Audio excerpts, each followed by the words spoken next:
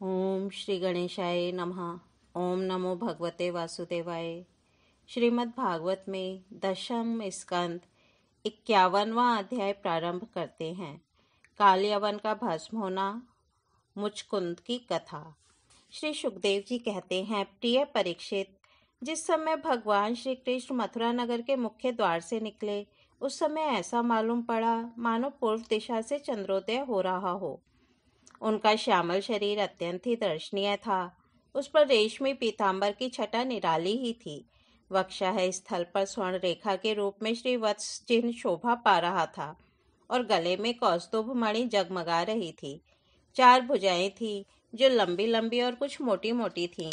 हाल के खिले हुए कमल के समान कोमल और रत्नारे नेत्र थे। मुख कमल पर राशि राशि आनंद खिल रहा था। कपोलों की छटा निराली ही थी। मंद मंद मुस्कान देखने वालों का मन चुराए लेती थी। कानों में मकराकृत कुंडल झिलमिल झिलमिल झलक रहे थे।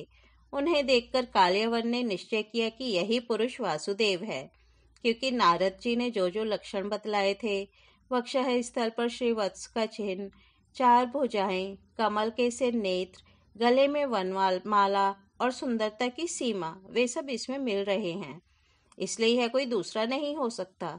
इस समय यह बिना किसी अस्त्र शस्त्र के पैदल ही इस ओर चला आ रहा है, इसलिए मैं भी इसके साथ बिना अस्त्र शस्त्र के ही लड़ूंगा। ऐसा निश्चय करके जब काल्यवन भगवान श्री कृष्ण की ओर दौड़ा, तब वे दूसरी ओर मुंह करके रणभूमि से भाग चले और उन योगी दुर्लभ प्रभु को पकड़ने के लिए काल्यवन उनके पीछे पीछे दौड़ने लगा। रण छोड़ भगवान लीला करते हुए भाग रहे थे। काल्यवन पग पग पर यही समझता था कि अब पकड़ा तब पकड़ा। इस प्रकार भगवान उसे बहुत दूर एक पहाड़ी गुफा में ले गए। काल्यवन पीछे से बार बार आक्षेप करता कि अरे भाई, तुम परम यशस्वी यदुवंश में पैदा हुए हो, तुम्हारा इस प्रकार युद्ध छोड़कर भागना उचित नहीं है। परंतु अभी उसके अशुभ नहीं शेष नहीं हुए थे, इसलिए वह भगवान को पाने में समर्थ न हो सका। उसके आक्षेप करते रहने पर भी भगवान उस पर्वत की गुफा में घुस गए। उनके पीछे काल्यवन भी घुसा। वहां उसने एक दूसरे ही मनुष्य को सोते हुए देखा। उसे देखकर काल्यवन ने सोचा, देखो तो सही, यह मुझे इस प्रकार इतनी दूर ले आया और अब इस तरह मानो इसे कुछ पता ही ना हो, साधु बाबा बनकर सो रहा है। यह सोचकर उस मूढ़ ने उसे कसकर एक लात मारी। वह पुरुष वहां बहुत दिनों से सोया हुआ था। पैर की ठोकर लगने से वह उठ पड़ा और धीरे धीरे उसने अपनी आंखें खोली। इधर उधर देखने पर पास ही काल्यवन खड़ा हुआ दिखाई दिया। परीक्षित, वह पुरुष इस प्रकार ठोकर मारकर जगाए जाने से कुछ रुष्ट हो गया था। उसकी दृष्टि पड़ते ही काल्यवन के शरीर में आग पैदा हो गई और वह क्षण भर में जलकर राख का ढेर हो गया। राजा परीक्षित ने पूछा, भगवान, जिसकी दृष्टिपात मात्र से काल्यवन जलकर भस्म हो गया, वह पुरुष कौन था? किस वंश का था? उसमें कैसी शक्ति थी और वह किसका पुत्र था? आप कृपा करके यह भी बताइए कि वह पर्वत की गुफा में जाकर क्यों सो रहा था। श्री सुखदेव जी कहते हैं, परीक्षित, वे इक्ष्वाकुवंशी महाराज मांधाता के पुत्र राजा मुचकुंद थे। वे ब्राह्मणों के परम भक्त, सत्य प्रतिज्ञ, संग्राम विजयी और महापुरुष थे। एक बार इंद्रादि देवता असुरों से अत्यंत भयभीत हो गए थे। उन्होंने अपनी रक्षा के लिए राजा मुचुकुंद से प्रार्थना की और उन्होंने बहुत दिनों तक उनकी रक्षा की। जब बहुत दिनों के बाद देवताओं को सेनापति के रूप में स्वामी कार्तिकेय मिल गए, तब उन लोगों ने राजा मुचुकुंद से कहा, राजन, आपने हम लोगों की रक्षा के लिए बहुत श्रम और कष्ट उठाया है, अब आप विश्राम कीजिए। वीर शिरोमणि, आपने हमारी रक्षा के लिए मनुष्य लोक का अपना अकंटक राज्य छोड़ दिया और जीवन की अभिलाषाएं तथा भोगों का भी परित्याग कर दिया। अब आपके पुत्र, रानियां, बंधु बांधव और अमात्य मंत्री तथा आपके समय की प्रजा में से कोई नहीं रहा है। सबके सब काल के गाल में चले गए। काल समस्त बलवानों से भी बलवान है। वह स्वयं परम समर्थ, अविनाशी और भगवत स्वरूप है। जैसे ग्वाले पशुओं को अपने वश में रखते हैं, वैसे ही वह खेल खेल में सारी प्रजा को अपने अधीन रखता है। राजन, आपका कल्याण हो। आपकी जो इच्छा हो हमसे मांग लीजिए। हम कैवल्य मोक्ष के अतिरिक्त आपको सब कुछ दे सकते हैं, क्योंकि कैवल्य मोक्ष देने की सामर्थ्य तो केवल अविनाशी भगवान विष्णु में ही है। परम यशस्वी राजा मुचुकुंद ने देवताओं के इस प्रकार कहने पर उनकी वंदना की और बहुत थके होने के कारण निद्रा का ही वर मांगा तथा उनसे वर पाकर वे नींद से भरकर पर्वत की गुफा में जा सोए। उस समय देवताओं ने कह दिया था कि राजन, सोते समय यदि आपको कोई मूर्ख बीच में ही जगा देगा तो वह आपकी दृष्टि पड़ते ही उसी क्षण भस्म हो जाएगा। परीक्षित, जब कालयवन भस्म हो गया तब यदुवंश शिरोमणि भगवान श्री कृष्ण ने परम बुद्धिमान राजा मुचुकुंद को अपना दर्शन दिया। भगवान श्री कृष्ण का श्री विग्रह वर्षाकालीन मेघ के समान सांवला था। रेशमी पीतांबर धारण किए हुए थे। वक्षः स्थल पर श्री वत्स और गले में कौस्तुभ मणि अपनी दिव्य ज्योति बिखेर रहे थे। 4 भुजाएं थी। वैजंती माला अलग ही घुटनों तक लटक रही थी। मुख कमल अत्यंत सुंदर और प्रसन्नता से खिला हुआ था। कानों में मकराकृत कुंडल जगमगा रहे थे। होठों पर प्रेम भरी मुस्कुराहट थी और नेत्रों की चितवन अनुराग की वर्षा कर रही थी। अत्यंत दर्शनीय तरुण अवस्था और मतवाले सिंह के समान निर्भीक चाल। राजा मुचुकुंद यद्यपि बड़े बुद्धिमान और धीर पुरुष थे, फिर भी भगवान की यह दिव्य ज्योतिर्मयी मूर्ति देखकर कुछ चकित हो गए। उनके तेज से हत प्रतिभ हो सकपका गए। भगवान अपने तेज से दुर्धर्ष जान पड़ते थे। राजा ने तनिक शंकित होकर पूछा। राजा मुचुकुंद ने कहा, आप कौन हैं? इस कांटों से भरे हुए घोर जंगल में आप कमल के समान कोमल चरणों से क्यों विचर रहे हैं? और इस पर्वत की गुफा में ही पधारने का क्या प्रयोजन था? क्या आप समस्त तेजस्वियों के मूर्तिमान तेज अथवा भगवान अग्निदेव तो नहीं हैं? क्या आप सूर्य, चंद्रमा, देवराज, इंद्र या कोई दूसरे लोकपाल हैं? मैं तो ऐसा समझता हूँ कि आप देवताओं के आराध्य देव ब्रह्मा, विष्णु तथा शंकर, इन तीनों में से पुरुषोत्तम भगवान नारायण ही हैं, क्योंकि जैसे श्रेष्ठ दीपक अंधेरे को दूर कर देता है, वैसे ही आप अपनी अंग कांति से इस गुफा का अंधेरा भगा रहे हैं। पुरुष श्रेष्ठ, यदि आपको रुचे तो हमें अपना जन्म, कर्म और गोत्र बतलाइए, क्योंकि हम सच्चे हृदय से उसे सुनने के इच्छुक हैं। और पुरुषोत्तम, यदि आप हमारे बारे में पूछें तो हम इक्ष्वाकु वंशी क्षत्रिय हैं। मेरा नाम है मुचुकुंद और प्रभु, मैं युवनाश चंदन नंदन महाराज मानधाता का पुत्र हूँ। बहुत दिनों तक जागते रहने के कारण मैं थक गया था। निद्रा ने मेरी समस्त इंद्रियों की शक्ति छीन ली थी, उन्हें बेकाम कर दिया था। इसी से मैं इस निर्जन स्थान में निर्द्वंद सो रहा था। अभी अभी किसी ने मुझे जगा दिया। अवश्य उसके पापों ने ही उसे जलाकर भस्म कर दिया है। इसके बाद शत्रुओं के नाश करने वाले परम सुंदर आपने मुझे दर्शन दिया। महाभाग, आप समस्त प्राणियों के माननीय हैं। आपके परम दिव्य और असह्य तेज से मेरी शक्ति खो गई है। मैं आपको बहुत देर तक देख भी नहीं सकता। जब राजा मुचुकुंद ने इस प्रकार कहा, तब समस्त प्राणियों के जीवनदाता भगवान श्री कृष्ण ने हंसते हुए मेघ ध्वनि के समान गंभीर वाणी से कहा।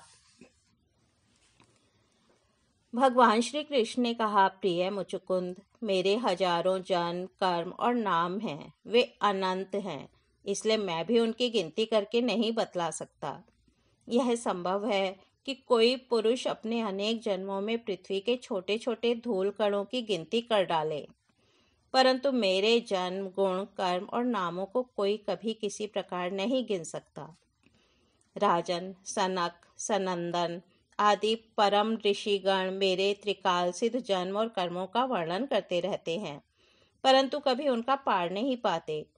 प्रिय मुचुकुंद, ऐसा होने पर भी मैं अपने वर्तमान जन्म, कर्म और नामों का वर्णन करता हूँ। सुनो, पहले ब्रह्मा जी ने मुझसे धर्म की रक्षा और पृथ्वी के भार बने हुए असुरों का संहार करने के लिए प्रार्थना की थी। उन्हीं की प्रार्थना से मैंने यदुवंश में वसुदेव जी के यहाँ अवतार ग्रहण किया है। अब मैं वसुदेव जी का पुत्र हूँ, इसलिए लोग मुझे वासुदेव कहते हैं। अब तक मैं कालनेमी असुर का, जो कंस के रूप में पैदा हुआ था, तथा प्रलंब आदि अनेकों साधु द्रोही असुरों का संहार कर चुका हूँ। राजन, यह काल यवन था जो मेरी ही प्रेरणा से तुम्हारी तीक्ष्ण दृष्टि पड़ते ही भस्म हो गया। वही मैं तुम पर कृपा करने के लिए ही इस गुफा में आया हूँ। तुमने पहले मेरी बहुत आराधना की है और मैं हूँ भक्त वत्सल। इसलिए राजर्षि, तुम्हारी जो अभिलाषा हो मुझसे मांग लो। मैं तुम्हारी सारी लालसा अभिलाषाएं पूर्ण कर दूंगा। जो पुरुष मेरी शरण में आ जाता है उसके लिए फिर कोई ऐसी वस्तु नहीं रह जाती जिसके लिए वह शोक करे। श्री सुखदेव जी कहते हैं, जब भगवान श्री कृष्ण ने इस प्रकार कहा तब राजा मुचुकुंद को वृद्ध गर्ग का यह कथन याद आ गया कि यदुवंश में भगवान अवतीर्ण होने वाले हैं। वे जान गए कि ये स्वयं भगवान नारायण हैं। आनंद से भरकर उन्होंने भगवान के चरणों में प्रणाम किया और इस प्रकार स्तुति की। मुचुकुंद ने कहा, प्रभो, जगत के सभी प्राणी आपकी माया से अत्यंत मोहित हो रहे हैं। वे आपसे विमुख होकर अनर्थ में ही फंसे रहते हैं और आपका भजन नहीं करते। वे सुख के लिए घर गृहस्थी के उन झंझटों में फंस जाते हैं जो सारे दुखों के मूल स्रोत है। इस तरह स्त्री और पुरुष सभी ठगे जा रहे हैं।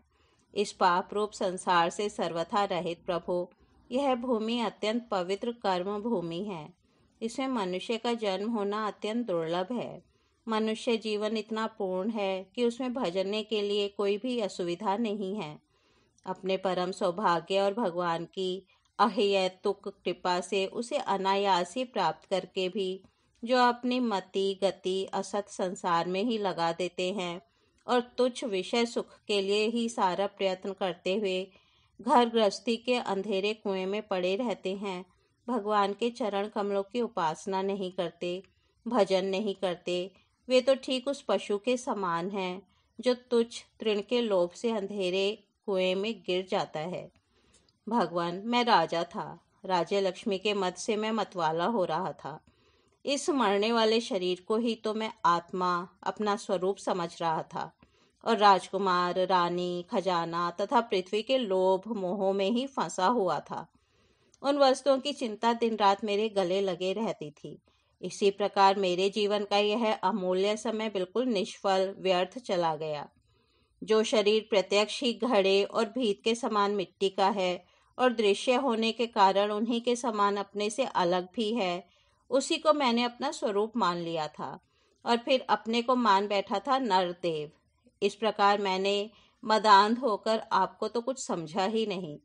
रथ, हाथी, घोड़े और पैदल की चतुरंगिणी सेना तथा सेनापतियों से घिरकर मैं पृथ्वी में इधर उधर घूमता रहता। मुझे यह करना चाहिए और यह नहीं करना चाहिए।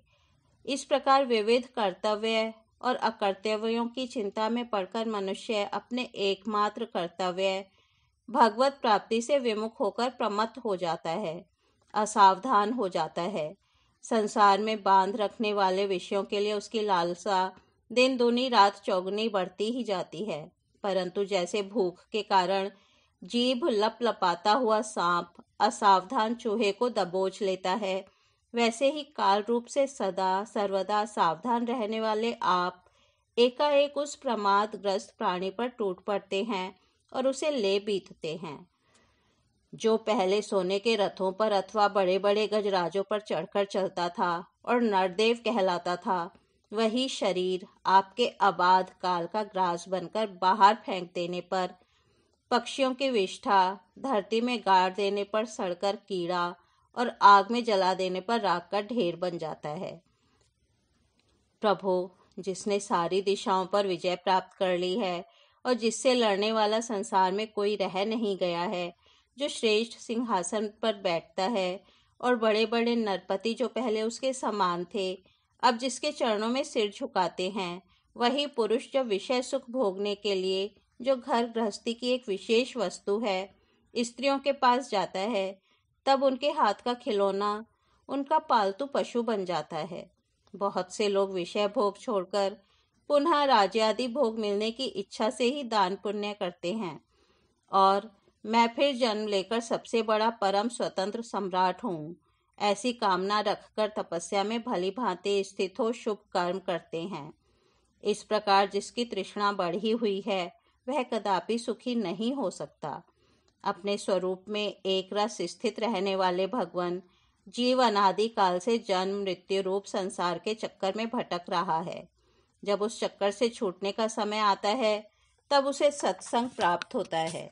यह निश्चय है कि जिस क्षण सत्संग प्राप्त होता है उसी क्षण संतों के आश्रय कार्य कारण रूप जगत के एकमात्र स्वामी आप में जीव की बुद्धि अत्यंत दृढ़ता से लग जाती है। भगवान, मैं तो ऐसा समझता हूँ कि आपने मेरे ऊपर परम अनुग्रह की वर्षा की, क्योंकि बिना किसी परिश्रम के अनायास ही मेरे राज्य का बंधन टूट गया। साधु स्वभाव के चक्रवर्ती राजा भी जब अपना राज्य छोड़कर एकांत में भजन साधन करने के उद्देश्य से वन में जाना चाहते हैं, तब उसके ममता बंधन से मुक्त होने के लिए बड़े प्रेम से आपसे प्रार्थना किया करते हैं। अंतर्यामी प्रभु, आपसे क्या छिपा है? मैं आपके चरणों की सेवा के अतिरिक्त और कोई भी वर नहीं चाहता, क्योंकि जिनके पास किसी प्रकार का संग्रह परिग्रह नहीं है अथवा जो उसके अभिमान से रहित हैं, वे लोग भी केवल उसी के लिए प्रार्थना करते रहते हैं। भगवान, भला बतलाइए तो सही, मोक्ष देने वाले आपकी आराधना करके ऐसा कौन श्रेष्ठ पुरुष होगा जो अपने को बांधने वाले सांसारिक विषयों का वर मांगे? इसलिए प्रभु, मैं सत्वगुण, रजोगुण और तमोगुण से संबंध रखने वाली समस्त कामनाओं को छोड़कर केवल माया के लेशमात्र संबंध से रहित गुणातीत एक अद्वितीय चित स्वरूप परम पुरुष आपकी शरण ग्रहण करता हूँ। भगवान, मैं अनादिकाल से अपने कर्म फलों को भोगते भोगते अत्यंत आर्त हो रहा था। उनकी दुखद ज्वाला रात दिन मुझे जलाती रहती थी। मेरे 6 शत्रु, 5 इंद्रियां और 1 मन कभी शांत न होते थे। उनके विषयों की प्यास बढ़ती ही जा रही थी। कभी किसी प्रकार एक क्षण के लिए भी मुझे शांति न मिली। शरणदाता, अब मैं आपके भय, मृत्यु और शोक से रहित चरण कमलों की शरण में आया हूँ। सारे जगत के एकमात्र स्वामी परमात्मन, आप मुझ शरणागत की रक्षा कीजिए। भगवान श्री कृष्ण ने कहा, सार्वभौम महाराज, तुम्हारी मति, तुम्हारा निश्चय बड़ा ही पवित्र और ऊंची कोटि का है। यद्यपि मैंने तुम्हें बार बार वर देने का प्रलोभन दिया, फिर भी तुम्हारी बुद्धि कामनाओं के अधीन न हुई। मैंने तुम्हें जो वर देने का प्रलोभन दिया वह केवल तुम्हारी सावधानी की परीक्षा के लिए। मेरे जो अनन्य भक्त होते हैं उनकी बुद्धि कभी कामनाओं से इधर उधर नहीं भटकती। जो लोग मेरे भक्त नहीं होते वे चाहे प्राणायाम आदि के द्वारा अपने मन को वश में करके कितना ही प्रयत्न क्यों ना करें, उनकी वासनाएं क्षीण नहीं होती और राजन, उनका मन फिर से विषयों के लिए मचल पड़ता है। तुम अपने मन और सारे मनोभावों को मुझसे समर्पित कर दो, मुझ में लगा दो और फिर स्वच्छंद रूप से पृथ्वी पर विचरण करो। मुझ में तुम्हारी विषय वासना शून्य निर्मल भक्ति सदा बनी रहेगी। तुमने क्षत्रिय धर्म का आचरण करते समय शिकार आदि के अवसरों पर बहुत से पशुओं का वध किया है। अब एकाग्र चित्त से मेरी उपासना करते हुए तपस्या के द्वारा उस पाप को धो डालो। राजन, अगले जन्म में तुम ब्राह्मण बनोगे और समस्त प्राणियों के सच्चे हितैषी पास सुहृद होोगे। तब फिर मुझ विशुद्ध विज्ञान धन परमात्मा को प्राप्त करोगे। इस तरह से श्रीमद् भागवत में 10वें स्कंध 51वां अध्याय समाप्त होता है। कल हम 52वां अध्याय द्वारका गमन, श्री बलराम जी का विवाह तथा श्री कृष्ण के पास रुक्मणी जी का संदेशा लेकर ब्राह्मण का आना सुनेंगे। तब तक यहीं विराम देते हैं। हरिओम तत्सत।